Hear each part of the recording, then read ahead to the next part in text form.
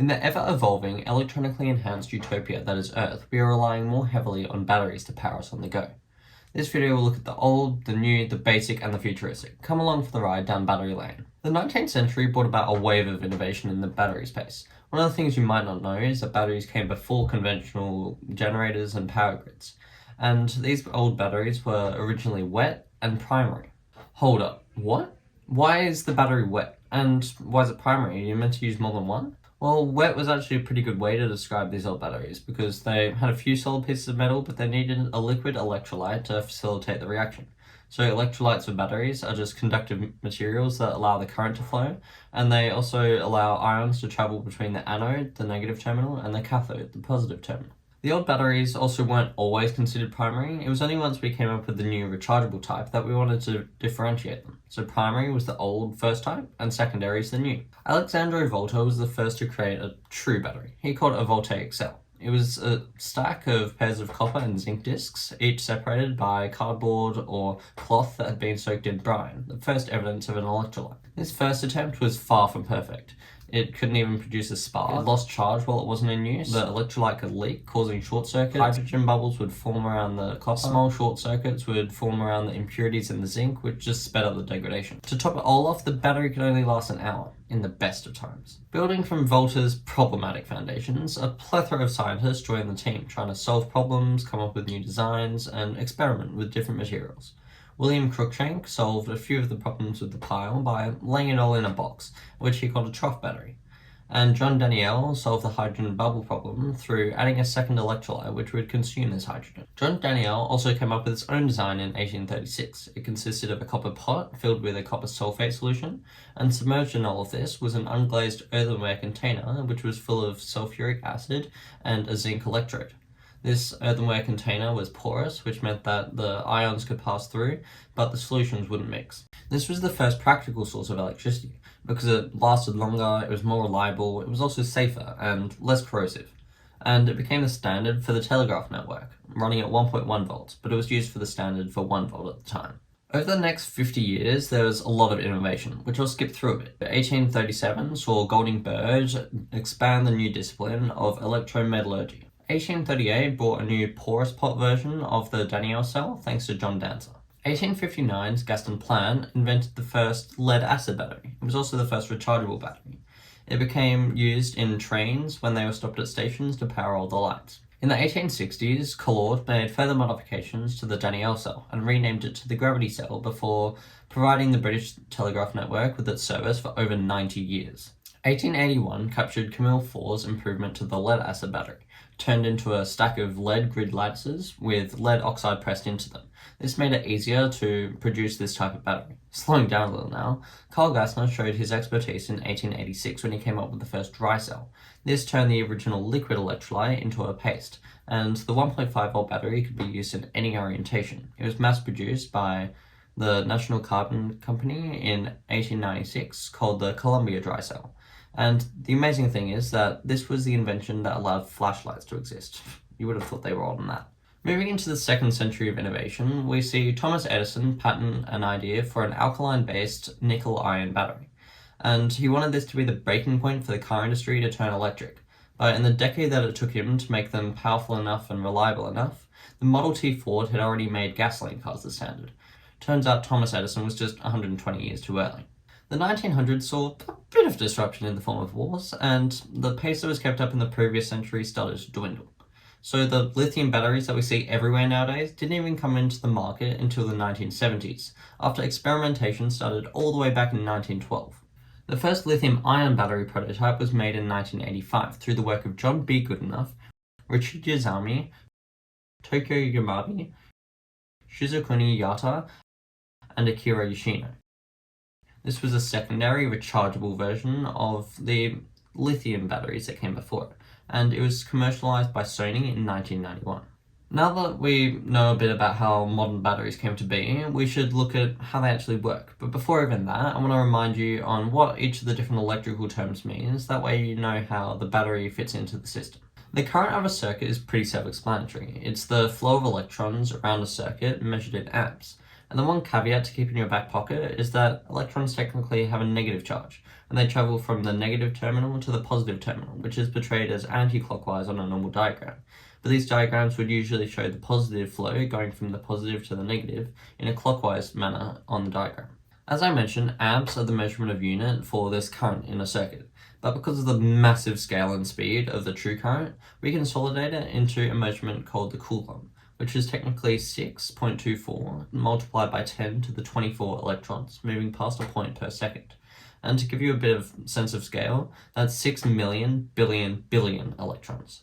Volts are another word you would hear pretty often when it comes to circuits and batteries. And the voltage is basically just the pushing force behind the electrons. And the energy is usually measured in joules, where the amount of energy being transferred per second is equal to the voltage multiplied by how many amps are passing a point per second. Circuits aren't completely free-flowing because everything has a sort of resistance to it, which means that the electrons can't move at their full speed. And this resistance is measured in ohms, where you can calculate it using Ohm's law, where voltage is equal to the speed of the current multiplied by the resistance. And if you're missing one, you can use the other two and rearrange the equation to figure out what it is. Watts is a term that's equivalent to joules, but it's only used for electricity, because joules can be used for other forms of energy, such as food's potential chemical energy. You also have watt hours, which is where if you had 1 watt being supplied to a system continuously for an hour. Milliamp hours are similar, but they're talking more specifically about the current of the circuit. And 1 milliamp is 1,000th of an amp, so 1,000 milliamp hours is the equivalent of 1 amp being pushed through a system for an hour continuously. Here's where it gets interesting, and people usually get confused, to be honest. So batteries can be described using their milliamp hours or their watt hours, and milliamp hours are usually used for smaller batteries, such as phone batteries or your normal double or AAA batteries. Going into phones more specifically, milliamp hours are usually more accurate because most phones would have the same voltage running through them, so you just want to measure how long they can last pushing that voltage. And it's also a bit better for marketing because they can say something like 4, 5, 6,000 instead of something as small as just like 12 watt hours.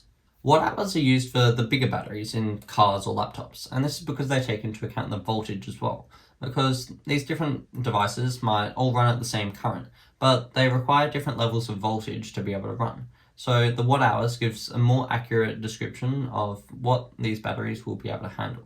Both milliamp hours and watt hours still don't really translate to real life battery life though, because you need to take into account what tasks you're doing, how the software's been optimized, and what the external conditions are.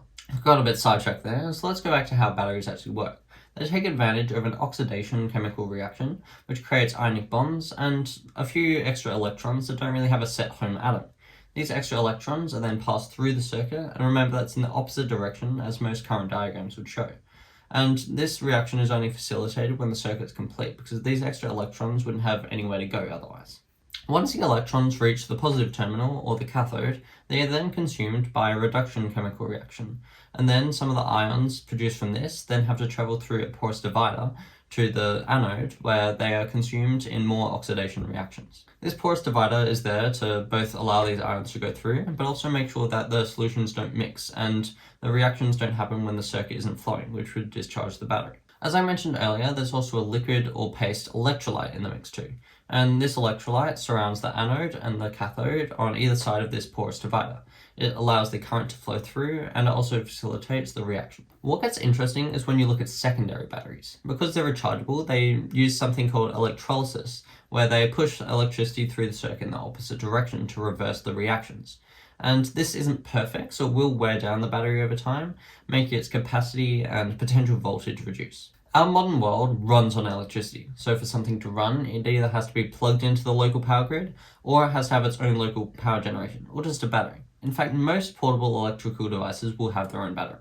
We even use batteries as a backup for the power grid, because there might be a reduction in incoming energy due to generators having an issue that need to be resolved, or because we're starting to rely more heavily on renewable resources, which can be very reliant on the weather. And these large stationary batteries that are used are also very helpful in creating stability within the distribution networks. Mirroring the past, our way forward is to experiment with new materials and combinations of materials in an attempt to find the piece de resistance, which would be a combination of materials that's able to increase the efficiency through reducing the heat that's produced, and also increase the energy that we can store in the same space. A huge new leap forward in battery technology that we're currently experimenting with is solid-state batteries. These solid-state batteries are what they sound like. They're made out of solid materials, turning the once liquid or pasty electrolyte into a fully solid one that lithium ions can still migrate within. The advantage of these solid-state batteries are that they're a lot safer because they're not flammable when they're heated, and they also allow for higher capacity or higher voltage materials to be used, enabling even denser or lighter batteries to exist with even better shelf life. Although this is technically not the battery itself, I found the development of this new technology pretty interesting. So here it is. Gallium nitride is a compound being thrown around the tech world as of late. It's looking to be the successor of the normal silicon semiconductors that you would have in like a charging brick for one. But if we're able to find out how to work on it on a nanometer scale, it can even be used for the processors that power your smart devices. Phones and other portable electronic devices have come up with countless efficient methods to dissipate heat quickly and just reduce its existence in the first place. So when charging, this means that they can charge a lot faster and for longer periods of time without having to worry about slowing down when it gets too hot. The bottleneck can sometimes be these power bricks, because converting the high output from your power outlets into a safe current that your device can take in creates a lot of heat. So gallium nitride is a lot more efficient because it can reduce the size and it can also increase the efficiency of your power bricks. On top of expanding the actual technology that we put inside our batteries and power bricks, we're also seeing an expanse in the application of these batteries, being put into cars, personal collection of excess electricity from solar panels, and they're also being used for mobile robots and self-driving technology. That's all for me today. I've been Tom, and this has been the first ever Tom's Tech Tips video. See ya!